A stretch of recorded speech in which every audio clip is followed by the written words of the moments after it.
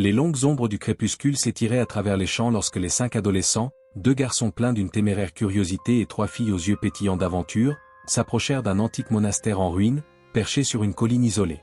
Léo, le plus audacieux, portait un vieux grimoire trouvé dans la bibliothèque de son grand-père, tandis qu'Alice, un peu nerveuse, restait près de Chloé. Emma, fascinée par les récits occultes, murmurait des mises en garde sur les entités qui pourraient hanter ces lieux, et Tom, habituellement le plus blagueur, observait les alentours avec une gravité inhabituelle. La lourde porte de pierre, à moitié effondrée, céda sous leur poussée, les laissant pénétrer dans une cour intérieure envahie par la végétation, où flottait une atmosphère de silence et d'oubli. Un frisson collectif les parcourut lorsqu'une soudaine chute de température se fit sentir. Poussés par une curiosité dangereuse, ils trouvèrent refuge dans l'ancienne chapelle, où des fresques à moitié effacées ornaient les murs. Léo, ouvrant le grimoire à une page marquée, commença à lire à voix haute une incantation dans une langue inconnue. Aussitôt, un vent violent se leva à l'intérieur des ruines, et une ombre noire et indistincte se manifesta près de l'autel brisé. La panique les submergea, les poussant à fuir en courant hors du monastère.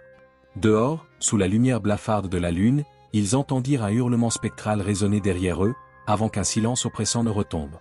Ils dévalèrent la colline, terrifiés, emportant avec eux le souvenir glaçant d'une présence maléfique réveillée par leur imprudence dans ce lieu sacré profané.